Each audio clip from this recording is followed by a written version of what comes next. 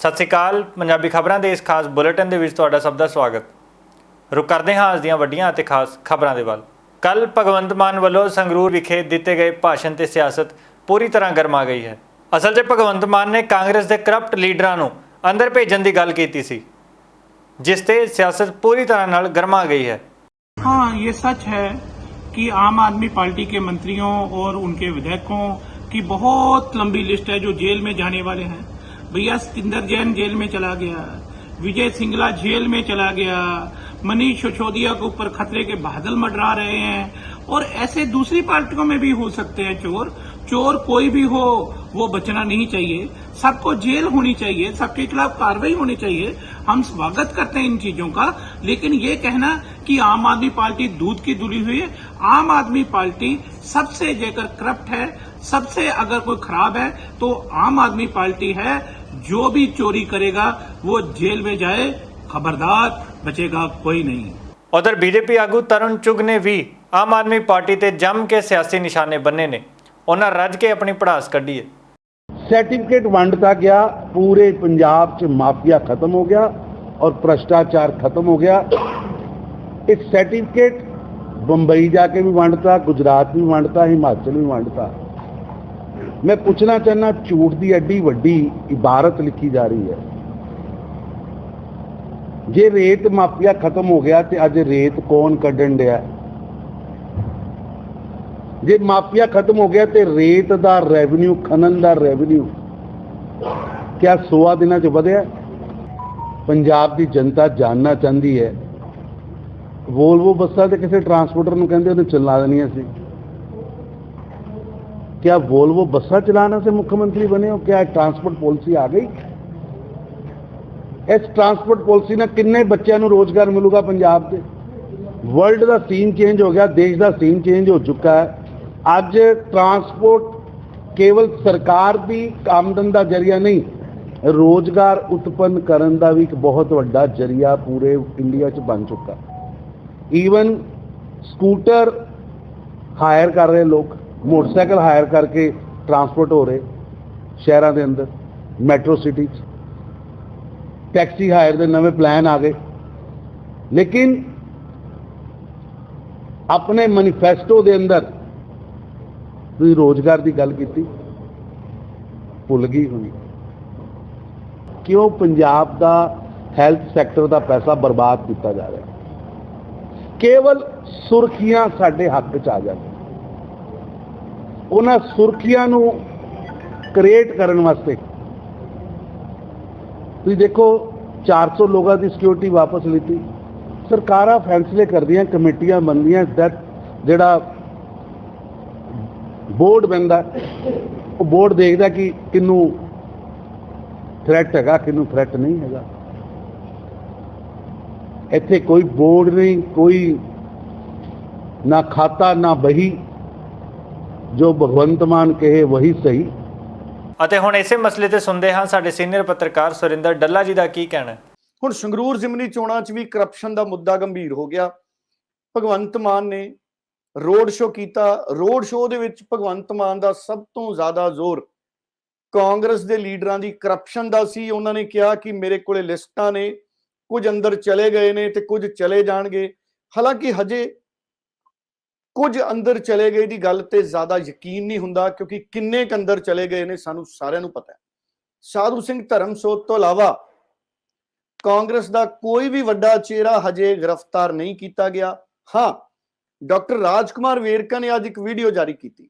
Doctor ਰਾਜਕੁਮਾਰ ਵੇਰਕਾ ਉਲਟਾ ਕਹਿੰਦੇ ਕਿ ਆਮ ਆਦਮੀ ਪਾਰਟੀ ਦੇ ਲੀਡਰ ਅੰਦਰ ਚਲੇ ਗਏ ਨੇ। ਉਹਨਾਂ ਨੇ ਗੱਲ ਕੀਤੀ ਪੰਜਾਬ ਦੇ ਸਿਹਤ ਮੰਤਰੀ ਦੀ, ਉਹਨਾਂ ਨੇ ਗੱਲ ਕੀਤੀ ਦਿੱਲੀ ਦੇ ਸਿਹਤ ਮੰਤਰੀ ਦੀ। ਚਲੋ, ਵਿਰੋਧੀ ਕਿਤੇ ਨਾ ਕਿਤੇ ਰਾਜਕੁਮਾਰ ਵੇਰਕਾ ਆਮ ਆਦਮੀ ਪਾਰਟੀ 'ਚ ਚਲੇ ਗਏ ਨੇ, ਉਹਨਾਂ ਨੇ ਆਪਣਾ ਬਿਆਨ ਦਿੱਤਾ। ਪਰ ਵਿਜੀਲੈਂਸ ਬਿਊਰੋ ਕੋਲੇ ਕਹਿੰਦੇ ਬਹੁਤ ਵੱਡੀ ਗਿਣਤੀ ਦੇ ਵਿੱਚ ਮਾਮਲੇ ਨੇ ਜਿਨ੍ਹਾਂ ਤੇ ਜਾਂਚ ਹੋ ਰਹੀ ਹੈ। ਇਹਨਾਂ ਦੇ ਵਿੱਚ ਰੇਤਾ, ਟਰਾਂਸਪੋਰਟ, ਇਹਨਾਂ ਦੇ ਵਿੱਚ ਸ਼ਰਾਬ ਨਾਲ ਜੁੜੇ ਮਾਮਲੇ ਨੇ। ਔਰ ਸਾਨੂੰ ਸਾਰਿਆਂ ਨੂੰ ਪਤਾ ਹੈ ਕਿ ਸਾਧੂ ਸਿੰਘ ਧਰਮਸੋਤ ਦੇ ਮਾਮਲੇ ਤੋਂ ਇਲਾਵਾ ਭਗਵੰਤ ਮਾਨ ਨੇ ਕੱਲ ਗੱਲ ਕੀਤੀ ਸੀ ਜਦੋਂ ਅਰਵਿੰਦ ਕੇਜਰੀਵਾਲ ਬੱਸ ਦਾ ਉਦਘਾਟਨ ਕਰਨ ਆਏ ਕਿ 84 ਦਾ ਮਾਮਲਾ ਵੀ ਹੈ। ਔਰ ਪੰਜਾਬ ਦੇ ਟਰਾਂਸਪੋਰਟ ਮੰਤਰੀ ਨੇ ਕਿਹਾ ਸੀ ਕਿ ਅਸੀਂ ਪਿਛਲੀ ਸਰਕਾਰ 'ਚ ਖਰੀਦੀਆਂ ਬੱਸਾਂ ਦੀ ਵੀ ਜਾਂਚ ਕਰਾਂਗੇ। ਸੋ ਕੁੱਲ ਮਿਲਾ ਕੇ ਦੇਖਿਆ ਜਾਵੇ ਤੇ ਕਈ ਮਾਮਲੇ ਨੇ ਵਿਜੀਲੈਂਸ ਬਿਊਰੋ ਜਿਨ੍ਹਾਂ ਦੀ ਜਾਂਚ ਕਰ ਰਹੀ ਹੈ।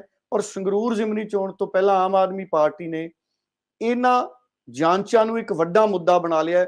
ਹਰ ਪਲੇਟਫਾਰਮ ਤੇ ਆਮ ਆਦਮੀ ਪਾਰਟੀ ਦੇ ਲੀਡਰ ਲੋਕਾਂ ਨੂੰ ਇਹ ਘੱਟ ਦੱਸ ਰਹੇ ਨੇ ਕਿ ਉਹਨਾਂ ਦੀ ਸਰਕਾਰ ਨੇ ਕਿਹੜੀਆਂ ਵੱਡੀਆਂ ਉਪਲਬਧੀਆਂ ਹਾਸਲ ਕੀਤੀਆਂ 3 ਮਹੀਨਿਆਂ 'ਚ। ਉਹਨਾਂ ਦੀ ਸਰਕਾਰ ਨੇ 1000 ਰੁਪਈਆ ਕਦੋਂ ਦੇਣਾ ਹੈ, ਉਹਨਾਂ ਦੀ ਸਰਕਾਰ ਨੇ 300 ਰੁਪਏ ਸਾਰਿਆਂ ਨੂੰ ਬਿਜਲੀ ਦੇ ਯੂਨਿਟ ਮਾਫ ਕਿਉਂ ਨਹੀਂ ਕੀਤੇ, ਉਹਨਾਂ ਦੀ ਸਰਕਾਰ ਨੇ ਹਜੇ ਤੱਕ ਪੈਨਸ਼ਨ 2500 ਰੁਪਏ ਜਿਹੜਾ ਵਧਾ ਕੇ ਵਾਅਦਾ ਕੀਤਾ ਸੀ ਉਹਦੇ ਤੇ ਫੈਸਲਾ ਕਿਉਂ ਨਹੀਂ ਲਿਆ।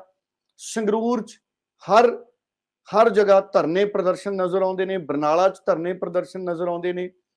ਬੇਰੁਜ਼ਗਾਰ ਅਧਿਆਪਕ ਸੋਸ਼ਲ ਮੀਡੀਆ ਤੇ ਲਗਾਤਾਰ ਆਪਣੀ ਆਵਾਜ਼ ਬੁਲੰਦ ਕਰ ਰਹੇ ਨੇ। ਕੱਚੇ ਮੁਲਾਜ਼ਮ ਪੱਕੇ ਹੋਣ ਬਾਰੇ ਕੀ ਵਿਧਾਨ ਸਭਾ 'ਚ ਬਿੱਲ ਹੋਣ ਤੋਂ ਬਾਅਦ ਰਾਹ ਪੱਧਰਾ ਹੋਏਗਾ। 25000 ਮੁਲਾਜ਼ਮਾਂ ਦੀ ਨਿਯੁਕਤੀ ਦੀ ਪ੍ਰਕਿਰਿਆ 'ਚ ਹਜੇ ਤੱਕ ਕਿੰਨੀਆਂ ਪੋਸਟਾਂ ਨਿਕਲੀਆਂ ਨੇ ਤੇ ਉਹਨਾਂ ਦੀ ਪ੍ਰਕਿਰਿਆ ਕਿੱਥੇ ਪਹੁੰਚੀ ਹੈ। ਇਹਨਾਂ ਸਾਰੇ ਮਸਲਿਆਂ ਤੇ ਡਿਬੇਟ ਨਹੀਂ ਹੋ ਰਹੀ ਸੰਗਰੂਰ ਦੀ ਜ਼ਿਮਨੀ ਚੋਣ 'ਚ ਵੀ ਔਰ ਪੰਜਾਬ ਦੇ ਵਿੱਚ ਵੀ। ਔਰ ਮਸਲਾ ਸਿੱਧੂ ਮੂਸੇਵਾਲਾ ਦੀ ਮੌਤ ਤੋਂ ਬਾਅਦ ਅਗਰ ਵਿਰੋਧੀ ਧਿਰਾਂ ਨੇ ਲਾਅ ਐਂਡ ਆਰਡਰ ਦਾ ਚੱਕਿਆ ਸੀ ਤੇ ਲਾਅ ਐਂਡ ਆਰਡਰ ਦੇ ਮਸਲੇ ਦੀ ਕਾਟ ਲਾਰੈਂਸ ਬਿਸ਼ਨੋਈ ਨੂੰ ਪੰਜਾਬ ਪੁਲਿਸ ਨੇ ਫੜ ਕੇ ਲਿਆਂਦਾ, ਕਸਟਡੀ 'ਚ ਲੈ ਕੇ ਆਂਦਾ। ਹਾਲਾਂਕਿ ਉਹ ਤਾਂ ਤਿਹਾੜ ਦੀ ਜੇਲ੍ਹ ਦੇ ਵਿੱਚ ਸੀ। ਔਰ ਪਿਛਲੇ 3-4 ਦਿਨਾਂ ਤੋਂ ਪੰਜਾਬ ਦੇ ਟੈਲੀਵਿਜ਼ਨ ਚੈਨਲਾਂ ਦੇ ਉੱਤੇ ਜਿਸ ਤਰ੍ਹਾਂ ਨਾਲ ਲਾਰੈਂਸ ਬਿਸ਼ਨੋਈ ਦਿਖਾਇਆ ਜਾ ਰਿਹਾ ਹੈ ਉਸ ਨਾਲ ਇਹ ਲੱਗਦਾ ਹੈ ਕਿ ਪੰਜਾਬ 'ਚ ਲਾਰੈਂਸ ਬਿਸ਼ਨੋਈ ਤੋਂ ਇਲਾਵਾ ਸਾਰਾ ਕੁਝ ਠੀਕ ਹੋ ਗਿਆ, ਸਾਰੇ ਮਸਲੇ ਪੰਜਾਬ ਦੇ ਹੱਲ ਹੋ ਗਏ। ਔਰ ਸੰਗਰੂਰ ਦੀ ਜ਼ਿਮਨੀ ਚੋਣ 'ਚੋਂ ਕਈ ਮਸਲੇ ਜਿਨ੍ਹਾਂ ਤੇ ਸਮੇਂ-ਸਮੇਂ ਤੇ ਪੰਜਾਬ 'ਚ ਅੰਦੋਲਨ ਹੋਏ, ਬਲਵੰਤ ਸਿੰਘ ਰਾਜੋਆਣਾ ਵਰਗਿਆਂ ਦੀ ਫਾਂਸੀ ਟਾਲਣ ਲਈ ਜਦੋਂ ਪੂਰੇ ਪੰਜਾਬ ਦੇ ਵਿੱਚ ਛੱਤਾਂ ਤੇ ਕੇਸਰੀ ਝੰਡੇ ਲਾ ਦਿੱਤੇ ਗਏ ਸੀ, ਪੰਜਾਬ ਦੇ ਵਿੱਚ ਬੰਦੀ ਸਿੱਖਾਂ ਦੀ ਰਿਹਾਈ ਲਈ ਅਸੀਂ ਕਿੰਨੀ ਵਾਰ ਅੰਦੋਲਨ ਦੇਖੇ ਨੇ, ਪਰ ਸੰਗਰੂਰ ਜ਼ਿਮਨੀ ਚੋਣ ਵੇਲੇ ਟੈਲੀਵਿਜ਼ਨ ਤੋਂ ਇਹਨਾਂ ਸਾਰੇ ਮਸਲਿਆਂ ਤੇ ਚਰਚਾ, ਸਿਹਤਮੰਦ ਡਿਬੇਟ ਗਾਇਬ ਹੈ। ਉਧਰ ਰਾਹੁਲ ਗਾਂਧੀ ਨੂੰ ਈਡੀ ਵੱਲੋਂ ਪੁੱਛਗਿੱਛ ਦੇ ਮਸਲੇ ਨੂੰ ਲੈ ਕੇ ਕਾਂਗਰਸੀਆਂ ਨੇ ਇਸ ਦਾ ਵੱਡਾ ਮੁੱਦਾ ਬਣਾ ਲਿਆ ਅਤੇ ਪ੍ਰਦਰਸ਼ਨ ਕਰ ਬੀਜੇਪੀ ਨੂੰ ਸਵਾਲਾਂ 'ਚ ਖੜਾ ਕਰ ਦਿੱਤਾ। ਪਹਿਲਾਂ ਕਹਿੰਦੀ ਸੀ ਕਾਂਗਰਸ ਮੁਕਤ ਭਾਰਤ, ਹੁਣ ਉਹ ਕਹਿੰਦੇ ਕਿ ਆਪੋਜੀਸ਼ਨ ਮੁਕਤ ਭਾਰਤ, ਕਿਉਂਕਿ 2024 ਲਈ ਪੋਲੀਟੀਕਲ ਪਾਰਟੀਆਂ ਇਕੱਠੀਆਂ ਹੋਣੀਆਂ ਸ਼ੁਰੂ ਹੋ ਗਈਆਂ। ਕੱਲ ਰਾਸ਼ਟਰਪਤੀ ਦੀ ਚੋਣ ਲਈ ਹੋਈਆਂ। 2024 ਚ ਮੋਦੀ ਨੂੰ ਡਰ ਆ ਕਿ ਅਗਰ ਸਾਰੀ ਆਪੋਜੀਸ਼ਨ ਇਕੱਠੀ ਹੋਗੀ ਤਾਂ ਮੇਰਾ ਪੱਤਾ ਸਾਫ਼ ਹੋਵੇਗਾ। ਹੁਣ ਉਹਨਾਂ ਨੇ ਇਹ ਏਜੰਸੀਆਂ ਬਦਲਾਖੋਰੀ ਕਰਦਿਆਂ ਹੋਏ ਛੱਡੀਆਂ। ਰਾਹੁਲ ਗਾਂਧੀ ਦਾ ਇੱਕ ਪੁਰਾਣੇ ਮਾਮਲੇ ਨਾਲ ਕੋਈ ਲੈਣਾ ਦੇਣਾ ਨਹੀਂਗਾ, ਉਹ ਤੁਸੀਂ ਇੱਦਾਂ ਦਾ ਕੋਈ ਵੀ ਮਾਮਲਾ ਘੜ ਲਓ। ਅੱਜ ਕਾਂਗਰਸ ਪਾਰਟੀ ਨੇ ਪੰਜਾਬ ਰਾਜ ਭਵਨ ਦੇ ਬਾਹਰ ਜਿਹੜਾ ਪ੍ਰਦਰਸ਼ਨ ਕੀਤਾ ਹੈ ਕਾਂਗਰਸ ਦੇ ਮਾਨਸਿਕ ਦਿਵਾਲੀਏਪਨ ਨੂੰ ਪ੍ਰਗਟਾਉਂਦਾ ਹੈ। ਕਾਂਗਰਸ ਨੇ ਫਿਰ ਇੱਕ ਵਾਰ ਸਾਬਿਤ ਕਰਤਾ ਹੈ ਕਿ ਕਾਂਗਰਸ ਜਿਹੜੀ ਹੈ ਉਹ ਭ੍ਰਸ਼ਟਾਚਾਰ ਕਰਨ ਨੂੰ ਆਪਣਾ ਜਨਮ ਸਿੱਧ ਅਧਿਕਾਰ ਸਮਝਦੀ ਹੈ। ਮੈਂ ਵੜਿੰਗ ਸਾਹਿਬ ਨੂੰ ਔਰ ਪ੍ਰਤਾਪ ਬਾਜਵਾ ਸਾਹਿਬ ਨੂੰ ਪੁੱਛਣਾ ਚਾਹੁੰਦਾ ਹਾਂ ਕਿ ਕੀ ਉਹ ਸਮਝਦੇ ਨੇ ਕਿ ਗਾਂਧੀ ਪਰਿਵਾਰ ਨੂੰ ਭ੍ਰਸ਼ਟਾਚਾਰ ਕਰਨ ਦਾ ਲਾਇਸੈਂਸ ਮਿਲਿਆ ਹੈ, ਜਾਂ ਗਾਂਧੀ ਪਰਿਵਾਰ ਇਸ ਦੇਸ਼ ਦੇ ਸੰਵਿਧਾਨ ਕਾਨੂੰਨ ਤੋਂ ਉੱਪਰ ਹੈ ਕਿ ਉਹ ਜਿੰਨਾ ਮਰਜ਼ੀ ਭ੍ਰਸ਼ਟਾਚਾਰ ਕਰੀ ਜਾਣ, ਕੋਈ ਬੁਲਾ ਕੇ ਉਹਨਾਂ ਨੂੰ ਜਾਂਚ ਵੀ ਨਾ ਕਰੇ, ਕੋਈ ਉਹਨਾਂ ਤੋਂ ਪੁੱਛਗਿੱਛ ਵੀ ਨਾ ਕਰੇ। ਦਰਅਸਲ ਕਾਂਗਰਸ ਜਿਹੜੀ ਹੈ ਉਹ ਕਰਪਸ਼ਨ ਦਾ ਸਿਨੋਨਿਮਸ ਹੋ ਚੁੱਕੀ ਹੈ। ਸੀ ਫॉर ਕਾਂਗਰਸ ਤੇ ਸੀ ਫॉर ਕਰਪਸ਼ਨ, ਔਰ ਰਗ ਰਗ 'ਚ ਕਾਂਗਰਸ ਦੇ ਕਰਪਸ਼ਨ ਵਿਆਪਕ ਹੈ। ਇਸ ਕਰਕੇ ਕਾਂਗਰਸ ਪਾਰਟੀ ਨੂੰ ਇਹੋ ਜਿਹੇ ਪ੍ਰਦਰਸ਼ਨ ਕਰਨ ਦੀ ਜਗ੍ਹਾ ਆਪਣੀ ਪੀੜ੍ਹੀ ਥੱਲੇ ਸੋਟਾ ਮਾਰਨ ਦੀ ਲੋੜ ਹੈ ਕਿ ਉਹ ਭ੍ਰਸ਼ਟਾਚਾਰ ਤੋਂ ਕਿਵੇਂ ਮੁਕਤ ਹੋਵੇ। ਜਿਹੜਾ ਭ੍ਰਸ਼ਟਾਚਾਰ ਦਾ ਰੋਗ ਕਾਂਗਰਸ ਨੂੰ ਲੱਗ ਗਿਆ ਉਹ ਤੋਂ ਕਿਵੇਂ ਮੁਕਤ ਹੋਵੇ। ਔਰ ਹਿੰਦੁਸਤਾਨ ਨਹੀਂ, ਪੰਜਾਬ 'ਚ ਦੇਖੋ ਜਿਸ ਪ੍ਰਕਾਰ ਕਾਂਗਰਸ ਦਾ ਨਿਗਾਰ ਹੋ ਗਿਆ, ਰੋਜ਼ ਵੱਡੀ ਗਿਣਤੀ 'ਚ ਪਾਰਟੀ ਦੇ ਨੇਤਾ ਛੱਡ ਕੇ ਜਾ ਰਹੇ ਨੇ। ਸੋ ਆਪਣੀ ਪੀੜ੍ਹੀ ਥੱਲੇ ਸੋਟਾ ਮਾਰਨ ਦੀ ਜ਼ਰੂਰਤ ਹੈ, ਭ੍ਰਸ਼ਟਾਚਾਰ ਤੋਂ ਆਪਣੇ ਆਪ ਨੂੰ ਮੁਕਤ ਕਰਨ ਦੀ ਜ਼ਰੂਰਤ ਹੈ। ਪੰਜਾਬ ਦੀ ਜਨਤਾ ਕਾਂਗਰਸ ਪਾਰਟੀ ਦੇ ਇਹੋ ਜਿਹੇ ਜਿਹੜੇ ਪ੍ਰਦਰਸ਼ਨ ਨੇ, ਇਹੋ ਜਿਹੇ ਛਲਾਵਿਆਂ ਨਾਲ ਉਹਨਾਂ ਦੇ ਭਲੇ ਵਿੱਚ ਨਹੀਂ ਆਉਣ ਵਾਲੀ, ਉਹ ਇਹਨਾਂ ਦੀ ਰਗ ਰਗ ਤੋਂ ਵਾਕਿਫ ਹੈ। ਉਧਰ ਮੋਦੀ ਸਰਕਾਰ ਦੀ ਨਵੀਂ ਯੋਜਨਾ ਅਗਨੀਪਥ ਦਾ ਜਿੱਥੇ ਵੱਡੀ ਗਿਣਤੀ ਦੇ ਵਿੱਚ ਸਮਰਥਨ ਹੋ ਰਿਹਾ ਹੈ, ਉੱਥੇ ਹੀ ਕਈ ਥਾਵਾਂ ਤੇ ਇਸ ਦਾ ਵਿਰੋਧ ਵੀ ਕੀਤਾ ਜਾ ਰਿਹਾ। ਸੁਣਦੇ ਹਾਂ ਇਸ ਮਸਲੇ ਨੂੰ ਲੈ ਕੇ ਵੱਖੋ ਵੱਖਰੇ ਬਿਆਨ। देखिए, जो अग्निपथ योजना है और जो अग्निवीर भर्ती कर रहे हैं, जो पॉलिसी आई है, वो ना तो देश के हित में है ना युवाओं के हित में है, क्योंकि 4 साल के बाद 75% जो युवा जो भर्ती कर रहे होंगे वो अंधकार में चले जाएंगे। उनका फ्यूचर क्या होगा? आज जो है, आज की जो फौज है उसमें 18 साल से भर्ती शुरू होती है। 18 साल से 21 साल तक के जवान भर्ती होता है और रिटायर होता है 15 साल की नौकरी के बाद, पेंशन पे आता है। अब 4 साल के बाद ना तो पेंशन है और ख़ास तौर पे जो आज ये जो तरीका है, ये उन देशों के लिए तो ठीक है जहाँ जनसंख्या कम है और आपस में कहीं लड़ाई उनको नहीं लड़नी पड़े। वो तो क्योंकि कोई वहाँ फौज में भर्ती होना नहीं चाहता, कोई लड़ाई होती नहीं, वो तो ठीक है, सबको लाने के लिए चलो 4 साल भर्ती रह जाओ, तुम 3 साल भर्ती हो गए, 3 साल फौज में रह के चले जाना, वो उन देशों के लिए तो ठीक है। लेकिन भारत जैसे देश के लिए जहाँ एक तरफ चीन बैठा है, एक तरफ पाकिस्तान बैठा है, वहाँ पे आप भर्ती कर रहे हो 17 साल के, और 21 साल का बच्चा जवान जो रिटायर होकर घर आ जाएगा, 21 साल का जो भर्ती होगा 25 साल का घर आ जाएगा, वो क्या करेगा? नरेंद्र मोदी जी और रक्षा मंत्री जी दोनों को चिट्ठी भी लिख रहा हूँ कि इस योजना को वापस अग्निपथ योजना तुरंत वापस हो और भर्ती सरकार तुरंत शुरू करे। मैं आज चिट्ठी भी लिख रहा हूँ और मांग भी कर रहा हूँ। बार बार मेरे अनुरोध को सरकार ने नहीं माना। लगातार 3 साल से मैं संसद में, 2 साल से मैं अनुरोध कर रहा था सरकार से, और जवाब मेरे को मिला इस सत्र में। आपने को याद होगा मेरे प्रश्न पे जवाब दिया सरकार ने कि 3 साल से लगभग भर्ती बंद है, और ये जवाब दिया कि 1.5 लाख पद रिक्त है सेनाओं के अंदर। एक तरफ पद रिक्त, एक तरफ 3 साल से भर्ती नहीं। और अब इस तरह का जो है मैं समझता हूँ प्रस्ताव सरकार लेके आई है जो एडहॉक, कोई आर्मी एडहॉक नहीं हो सकती। कोई आर्मी में ये कहाँ से ये सरकार ये सोच लेके आई? ये उन नौजवानों की, करोड़ों नौजवानों की भावनाओं को सरकार ने ठेस पहुँचाई है, उनका देशभक्ति की भावनाओं का अपमान किया है और उनके भविष्य के साथ खिलवाड़ करने की तरफ मैं सरकार से कहना चाहता हूँ। ये क्यों लेके आए राजनीति? क्योंकि 2 करोड़ रोजगार देने का इनका वायदा था, उससे ध्यान भटकाने के लिए 10 लाख रोजगार देने का ये शगुफा छोड़ा है। लेकिन 10 लाख नकली सपने ना दिखाए सरकार। 1.5 लाख जो रिक्त पद हैं फौज के अंदर, सेनाओं के अंदर, उनकी असली भर्ती तुरंत अविलंब भर्ती घोषणा की जाए। और जो ओवरेज हो गए 3 साल इस सरकार की निष्क्रियता की वजह से, उन ओवरेज को जो नौजवान हो गए उनको भी रिलैक्सेशन उम्र के अंदर दी जाए। ये सारी मांगे लिख के रह के मैं चिट्ठी लिख रहा हूँ। प्रधानमंत्री जी और गृह मंत्री जी चिट्ठी के साथ हम इस योजना को वापसी के लिए मांग करेंगे। मांग मानते हैं तो ठीक है, नहीं तो हम संघर्ष के लिए तैयार हैं। ਇਸ ਖਬਰ ਨੂੰ ਲੈ ਕੇ ਸਿੱਧਾ ਰੁਕ ਕਰਦੇ ਹਾਂ ਸਾਡੇ ਸੀਨੀਅਰ ਪੱਤਰਕਾਰ ਸੁਰਿੰਦਰ ਡੱਲਾ ਜੀ ਦਾ। ਡੱਲਾ ਜੀ, ਤੁਸੀਂ ਕਿਵੇਂ ਦੇਖਦੇ ਹੋ ਇਸ ਪੂਰੀ ਖਬਰ ਨੂੰ? ਦੇਖੋ, ਬਿਲਕੁਲ ਭਾਰਤ ਸਰਕਾਰ ਦਾ ਜਿਹੜਾ ਰੱਖਿਆ ਮੰਤਰਾਲਾ ਉਹਦੇ ਵੱਲੋਂ ਪ੍ਰੈਸ ਕਾਨਫਰੰਸ ਕੀਤੀ ਗਈ। ਬਕਾਇਦਾ ਸਾਡੇ ਦੇਸ਼ ਦੇ ਰੱਖਿਆ ਮੰਤਰੀ ਨੇ ਰਾਜਨਾਥ ਸਿੰਘ, ਉਹਨਾਂ ਨੇ ਪ੍ਰੈਸ ਕਾਨਫਰੰਸ ਕੀਤੀ ਔਰ ਸਾਡੇ ਜਿਹੜੇ ਫੌਜ ਦੇ ਵੱਡੇ ਅਫਸਰ ਸੀ, ਮੁਖੀ ਸੀ ਫੌਜਾਂ ਦੇ, ਉਹ ਸਾਰੇ ਉੱਥੇ ਮੌਜੂਦ ਰਹੇ। ਔਰ ਤੁਸੀਂ ਦੇਖੋ, ਇਹ ਬਹੁਤ ਇੱਕ ਵੱਡਾ ਮੌਕਾ ਹੈ।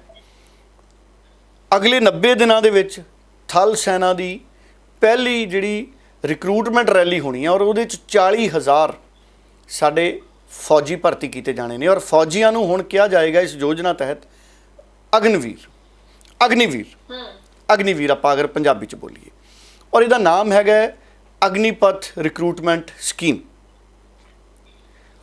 ਅਗਨੀਪਥ ਸਕੀਮ ਹੁਣ ਇਹ ਜਿੱਥੋਂ ਤੱਕ ਮੈਂ ਇਹਨੂੰ ਪੜ੍ਹਿਆ ਹਰਜੋਤ ਜੀ, ਇਹ ਮੈਨੂੰ ਬਹੁਤ ਚੰਗੀ ਯੋਜਨਾ ਲੱਗੀ ਭਾਰਤ ਸਰਕਾਰ ਦੀ।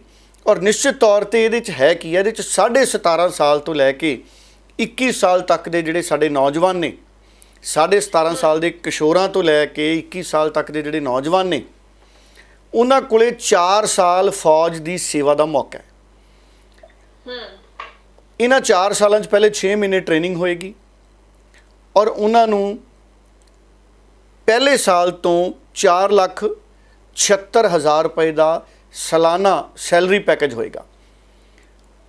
ਮਤਲਬ ਲਗਭਗ 4.5 ਲੱਖ ਦਾ ਉਹਨਾਂ ਦਾ 1 ਸਾਲ ਦਾ ਸੈਲਰੀ ਦਾ ਪੈਕੇਜ ਹੋਏਗਾ।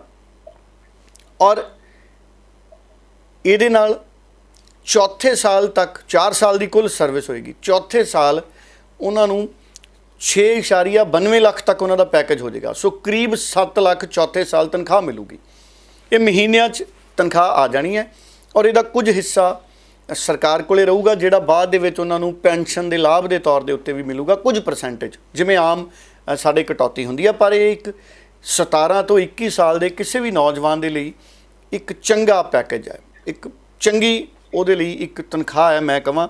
ਨਾਲੇ ਉਹ ਦੇਸ਼ ਸੇਵਾ ਕਰੂਗਾ, ਫੌਜ ਉਹਦੀ ਟ੍ਰੇਨਿੰਗ ਹੋਏਗੀ, ਭਾਵੇਂ ਚੀਨ ਦਾ ਬਾਰਡਰ ਹੈ, ਭਾਵੇਂ ਪਾਕਿਸਤਾਨ ਦਾ ਬਾਰਡਰ ਹੈ, ਉੱਥੇ ਟ੍ਰੇਨਿੰਗ ਹੋਊਗੀ।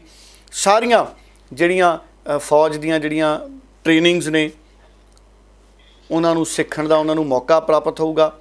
ਔਰ 17.5 ਸਾਲ ਤੋਂ 21 ਸਾਲ ਬਹੁਤ ਵੱਡੀ ਗਿਣਤੀ 'ਚ ਸਾਡੇ ਜਿਹੜੇ ਦੇਸ਼ ਦੇ ਨੌਜਵਾਨ ਨੇ ਉਹ ਇਹਦਾ ਹਿੱਸਾ ਬਣਨਗੇ। ਔਰ ਸਾਡੀ ਜਿਹੜੀ ਫੌਜ ਦੀ ਜਿਹੜੀ ਆਮ ਤੌਰ ਤੇ ਹਜੇ ਤੱਕ ਜਿਹੜੀ ਐਵਰੇਜ ਜਿਹੜੀ ਏਜ ਸੀ ਨਾ ਜੀ ਉਹ 32 ਸਾਲ ਸੀ। ਸੋ ਨੌਜਵਾਨਾਂ ਦੇ ਮਾਮਲੇ ਤੇ ਫੌਜ 'ਚ ਆਉਣ ਵੇਲੇ ਤੇ ਹੁਣ ਹੋ ਜਾਏਗੀ 26 ਸਾਲ। ਸੋ ਐਵਰੇਜ ਹਾਲਾਂਕਿ ਨਵੀਂ ਭਰਤੀ ਤਾਂ 17.5 ਤੋਂ 21 ਸਾਲ 'ਚ ਹੀ ਹੋਣੀ ਹੈ, ਪਰ ਕੁੱਲ ਫੌਜ ਦੀ ਜਿਹੜੀ ਐਵਰੇਜ ਉਮਰ ਹੈ ਉਹ ਵੀ ਬਹੁਤ ਜਲਦੀ 26 ਸਾਲ ਬਣ ਜਾਏਗੀ। ਸੋ ਸਾਡੀ ਜਿਹੜੀ ਫੋਰਸ ਹੈ ਉਹ ਬਹੁਤ ਨੌਜਵਾਨ ਬਣੇਗੀ ਔਰ ਇਹਦੇ ਨਾਲ ਨੌਜਵਾਨਾਂ ਨੂੰ ਕਿਸ਼ੋਰ ਅਵਸਥਾ ਪਾਰ ਕਰਦੇ ਹੀ ਦੇਸ਼ ਸੇਵਾ ਦੇ ਵਿੱਚ ਆਪਣਾ ਯੋਗਦਾਨ ਪਾਉਣ ਦਾ ਮੌਕਾ ਮਿਲੇਗਾ। ਔਰ 4 ਸਾਲ ਬਾਅਦ ਜਦੋਂ ਇਹਨਾਂ ਨੇ ਰਿਟਾਇਰ ਹੋਣਾ ਹੈ, ਇਹਨਾਂ 'ਚੋਂ 25% ਨੇ ਜਿਹੜੇ ਉਹ ਅੱਗੇ ਵਧਣਗੇ ਔਰ 75% ਨੇ ਜਿਹੜੇ ਉਹ ਇੱਕ ਤਰੀਕੇ ਨਾਲ ਉਹਨਾਂ ਦਾ 4 ਸਾਲ ਦਾ ਜਿਹੜਾ ਸਰਵਿਸ ਟਰਮ ਹੈ ਉਹ ਸਮਾਪਤ ਹੋਏਗੀ। ਔਰ ਜਿਹੜੇ 75% ਨੇ ਉਹਨਾਂ ਨੂੰ ਲਗਭਗ ਪੌਣੇ 12 ਲੱਖ 11,70,000 ਰੁਪਏ ਦੀ ਉਹਨਾਂ ਨੂੰ ਰਿਟਾਇਰਮੈਂਟ ਦੇ ਤਹਿਤ 4 ਸਾਲਾਂ ਬਾਅਦ ਰਾਸ਼ੀ ਮਿਲੇਗੀ। ਸੋ ਤੁਸੀਂ 21 ਸਾਲ 'ਚ ਸਾਡਾ ਵਿਦਿਆਰਥੀ ਅਗਰ ਕੋਈ ਸੇਵਾ ਕਰਕੇ ਬਾਹਰ ਆਏਗਾ ਫੌਜ 'ਚ ਅਗਨੀਵੀਰ, ਤੇ ਉਹ ਪੌਣੇ 12 ਲੱਖ ਰੁਪਇਆ ਨਾ ਲੈ ਕੇ ਆਏਗਾ ਔਰ 21 ਸਾਲ ਤੋਂ ਬਾਅਦ ਉਹਦੇ ਕੋਲੇ 4 ਸਾਲ ਦਾ ਐਕਸਪੀਰੀਅੰਸ ਹੋਏਗਾ, ਉਹ ਸਕਿਲਡ ਹੋਏਗਾ, ਟ੍ਰੇਨਡ ਹੋਏਗਾ, ਭਾਵੇਂ ਉਹ ਸਿਕਿਉਰਿਟੀ ਸਰਵਿਸਿਜ਼ ਵਾਲੇ ਪਾਸੇ ਚਲੇ ਜਾਵੇ, ਭਾਵੇਂ ਉਹ 21 ਸਾਲ ਦਾ ਸਾਡਾ ਟੈਲੈਂਟ, ਭਾਵੇਂ ਉਹ ਹੋਰ ਪੜ੍ਹਾਈ ਕਰੇ, ਕਿਸੇ ਪ੍ਰਾਈਵੇਟ ਕੰਪਨੀ ਨੂੰ ਜੁਆਇਨ ਕਰੇ, ਉਹਦੇ ਕੋਲੇ ਜ਼ਿੰਦਗੀ 'ਚ ਬਹੁਤ ਆਪਸ਼ਨਸ ਨੇ, ਚਾਹੇ ਖੇਡਾਂ ਵਾਲੇ ਪਾਸੇ ਆਵੇ ਔਰ ਉਹਦੇ ਕੋਲੇ 12 ਲੱਖ ਰੁਪਇਆ 21 ਸਾਲ ਦੀ ਉਮਰ ਤੋਂ ਬਾਅਦ ਹੋਏਗਾ, ਜਿਹੜਾ ਆਮ ਤੌਰ ਤੇ ਸਾਡੇ ਕੋਲੇ ਨਹੀਂ ਹੁੰਦਾ। ਉਧਰ ਹਰਿਆਣਾ ਦੇ ਗੁਰਦੁਆਰਾ ਮੈਨੇਜਮੈਂਟ ਕਮੇਟੀ ਦੇ ਪ੍ਰਧਾਨ ਦੀ ਅਗਵਾਈ ਹੇਠ ਸਿੱਖਾਂ ਦਾ ਮੰਤਰੀ ਮੰਡਲ ਬੰਦੀ ਸਿੰਘਾਂ ਦੀ ਰਿਹਾਈ ਨੂੰ ਲੈ ਕੇ ਸੀਐਮ ਮਨੋਹਰ ਲਾਲ ਖੱਟਰ ਨਾਲ ਮੁਲਾਕਾਤ ਕੀਤੀ। ਇਸ ਤੋਂ ਬਾਅਦ ਸਿੱਖ ਆਗੂਆਂ ਨੇ ਕੀ ਕਿਹਾ, ਸੁਣਦੇ ਹਾਂ। ਜਿਹੜੇ ਸਾਡੇ ਸਜ਼ਾਵਾਂ ਪੂਰੀਆਂ ਕਰ ਚੁੱਕੇ ਬੰਦੀ ਸਿੰਘ ਭਾਰਤ ਦੀਆਂ ਵੱਖ-ਵੱਖ ਜੇਲ੍ਹਾਂ 'ਚ ਨਜ਼ਰਬੰਦ ਨੇ, ਉਹਨਾਂ ਨੂੰ ਰਿਹਾ ਜਿਹੜਾ ਕਰਵਾਉਣ ਦਾ ਮੁੱਦਾ ਹੈ, ਉਹਦੇ ਵਾਸਤੇ ਕਿਉਂਕਿ ਸੈਂਟਰ ਦੇ ਅੰਦਰ ਬੀਜੇਪੀ ਦੀ ਸਰਕਾਰ ਹੈ ਔਰ ਸਾਡੇ ਹਰਿਆਣਾ ਦੇ ਵਿੱਚ ਜੋ ਬੀਜੇਪੀ ਦੇ ਮੁੱਖ ਮੰਤਰੀ ਨੇ ਮਾਨਯੋਗ ਸ੍ਰੀ ਮਨੋਹਰ ਲਾਲ ਖੱਟਰ ਜੀ, ਅਸੀਂ ਅੱਜ ਹਰਿਆਣੇ ਦਾ ਜਿਹੜਾ ਸਿੱਖ ਸਮਾਜ, ਮੇਰੇ ਨਾਲ ਹਰਿਆਣਾ ਸਿੱਖ ਗੁਰਦੁਆਰਾ ਪ੍ਰਬੰਧਕ ਕਮੇਟੀ ਦਾ ਮੁੱਖ ਸੇਵਾਦਾਰ, ਸ਼੍ਰੋਮਣੀ ਗੁਰਦੁਆਰਾ ਪ੍ਰਬੰਧਕ ਕਮੇਟੀ ਦੇ ਮੈਂਬਰ ਨੇ ਭਾਈ ਭੁਪਿੰਦਰ ਸਿੰਘ ਅਸੰਧ ਔਰ ਭਾਈ ਹਰਪਾਲ ਸਿੰਘ ਪਾਲੀ, ਉਹਨਾਂ ਦੇ ਸਾਥੀ, ਔਰ ਇਸੇ ਤਰ੍ਹਾਂ ਸਤਿਕਾਰਯੋਗ ਸੰਤ ਬਾਬਾ ਸੁੱਖਾ ਸਿੰਘ ਜੀ ਕਾਰ ਸੇਵਾ ਕਰਨਾਲ ਵਾਲੇ ਮਹਾਂਪੁਰਸ਼ਾਂ ਸੰਤ ਸਮਾਜ ਵੱਲੋਂ ਸ਼੍ਰੋਮਣੀ ਅਕਾਲੀ ਦਲ ਦੇ ਸਰਦਾਰ ਕਮਲਜੀਤ ਸਿੰਘ ਅਜਰਾਣਾ ਤੇ ਇਹਨਾਂ ਦੇ ਨਾਲ ਸਾਰੇ ਉਹਨਾਂ ਦੇ ਸਾਥੀ, ਵੱਖ-ਵੱਖ ਡਿਸਟ੍ਰਿਕਾਂ ਦੇ ਜ਼ਿਲ੍ਹਾ ਪ੍ਰਧਾਨ, ਸਾਰਾ ਜਿਹੜਾ ਵਫਦ ਆ ਮਾਨਯੋਗ ਮੁੱਖ ਮੰਤਰੀ ਸਾਹਿਬ ਨੂੰ ਮਿਲ ਕੇ ਰਿਕੁਐਸਟ ਕੀਤੀ ਔਰ ਉਹਨਾਂ ਨੇ ਕਿਹਾ ਕਿ ਅਸੀਂ ਮਾਨਯੋਗ ਪ੍ਰਧਾਨ ਮੰਤਰੀ ਸਾਹਿਬ ਨੂੰ ਤੇ ਆਪਣੇ ਗ੍ਰਹਿ ਮੰਤਰੀ ਸਾਹਿਬ ਨੂੰ ਉਹ ਚਿੱਠੀ ਲਿਖਣਗੇ ਕਿ ਜਿਹੜੇ ਸਜ਼ਾਵਾਂ ਪੂਰੀਆਂ ਕਰ ਚੁੱਕੇ ਬੰਦੀ ਸਿੰਘ ਆ ਉਹਨਾਂ ਨੂੰ ਰਿਹਾ ਕੀਤਾ ਜਾਵੇ। ਨੁਮਾਇੰਦਾ ਸੰਸਥਾਵਾਂ ਨੇ ਸਾਡੀਆਂ ਹਰਿਆਣੇ ਦੇ ਸਿੱਖਾਂ ਦੀਆਂ ਔਰ ਸੰਤ ਸਮਾਜ ਮਹਾਂਪੁਰਸ਼ ਔਰ ਹਰਿਆਣਾ ਸਿੱਖ ਗੁਰਦੁਆਰਾ ਪ੍ਰਬੰਧਕ ਕਮੇਟੀ ਦੇ ਸਾਡੇ ਸਕੱਤਰ ਭਾਈ ਸਰਬਜੀਤ ਸਿੰਘ, ਸਾਰਿਆਂ ਨੇ ਮਿਲ ਕੇ ਅੱਜ ਮੁੱਖ ਮੰਤਰੀ ਸਾਹਿਬ ਨਾਲ ਬੜੇ ਖੁੱਲ੍ਹੇ ਮਾਹੌਲ ਦੇ ਵਿੱਚ ਉਹਨਾਂ ਨਾਲ ਗੱਲਾਂ ਬਾਤਾਂ ਹੋਈਆਂ ਨੇ ਔਰ ਸਾਰੀਆਂ ਮੰਗਾਂ ਜਿਹੜੀਆਂ ਨੇ ਉਹਨਾਂ ਨੇ ਕਿਹਾ ਕਿ ਇਸ ਜਿਹੜੇ ਸਾਰੇ ਮਸਲੇ ਆ ਉਹਨਾਂ ਵੱਲੋਂ ਧਿਆਨ ਦੇਣਗੇ। ਤੇ ਮੈਂ ਸਮਝਦਾ ਕਿ ਬਹੁਤ ਹੀ ਵੱਡੀ ਗੱਲ ਹੈ ਕਿ ਮਾਨਯੋਗ ਮੁੱਖ ਮੰਤਰੀ ਸਾਹਿਬ ਨੇ ਮੌਕੇ ਤੇ ਕਿਹਾ ਕਿ ਉਹ ਪ੍ਰਧਾਨ ਮੰਤਰੀ ਸਾਹਿਬ ਨੂੰ ਤੇ ਗ੍ਰਹਿ ਮੰਤਰੀ ਸਾਹਿਬ ਨੂੰ ਬੰਦੀ ਸਿੰਘਾਂ ਦੀ ਰਿਹਾਈ ਲਈ ਜੋ ਸਜ਼ਾਵਾਂ ਪੂਰੀਆਂ ਕਰ ਚੁੱਕੇ ਆ ਉਹ ਚਿੱਠੀ ਲਿਖਣਗੇ। ਉਧਰ ਮੁੰਬਈ ਵਿੱਚ ਫਿਲਮ ਜੁਗ ਜੁਗ ਜੀਓ ਦੇ ਇੱਕ ਗਾਣੇ ਨੂੰ ਲਾਂਚ ਕੀਤਾ ਗਿਆ। ਇਸ ਮੌਕੇ ਪੰਜਾਬੀ ਗਾਇਕ ਗੁਰੂ ਰੰਧਾਵਾ, ਕਿਆਰਾ ਆਡਵਾਨੀ ਅਤੇ ਵरुण ਧਵਨ ਵੀ ਇਸ ਮੌਕੇ ਮੌਜੂਦ ਸਨ। देखते हाँ एक कुछ खास झलकियाँ। ये जुग जुग जियो का लव ट्रैक है जो आज हम लोग लॉन्च करने हैं, and with us, with Kiara and me, we have mister Guru Randhawa who has flown in today specially for this पाजी. Thank you so much. और मेरे लिए बहुत, Kiara, you know this is very special for me because Guru and me हम लोग ने 2 tracks इसके पहले भी किए, हाई रेटेड गबरू एंड तू लग दी लाहौर दिया, जो बहुत ज़्यादा चले हैं। एंड दिस सॉन्ग नैन दे हीरे, बहुत मतलब वो मेलोडी ऐसा था जब आप सुनोगे तो बार बार गुनगुनाओगे। जो विशाल पाजी ने, जो हमारे कंपोजर है, he is over here, can we please call him, he is a new composer, please give a big hand to him.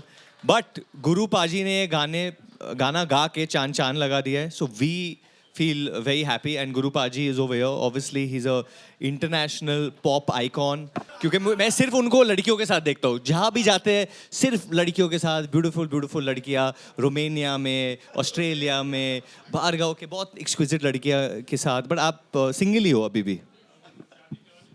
पहले तो thank you everybody for all the love always. और आपने जुग जुग के जियो के गानों को बहुत प्यार दिया है, उसके लिए भी थैंक यू। मीडिया ने भी बहुत प्यार दिया और ये हमारा 4th सॉन्ग है from the movie and I am very excited. Vishal भाई के साथ पहली बार काम कर रहा हूँ और बहुत ही प्यारा कंपोज करा है गाना, और कुमार भाई ने गाना लिखा है और मैंने गाया है। और वरुण भाई मैं सिंगल हूँ, जिस सिटी में जाता हूँ वहाँ पे। ਪੰਜਾਬੀ ਖਬਰਾਂ ਦੇ ਇਸ ਖਾਸ ਬੁਲੇਟਿਨ ਦੇ ਵਿੱਚ ਫਿਲਹਾਲ ਇੰਨਾ ਹੀ। ਕੱਲ ਫਿਰ ਮਿਲਦੇ ਹਾਂ। ਬਹੁਤ ਬਹੁਤ ਧੰਨਵਾਦ।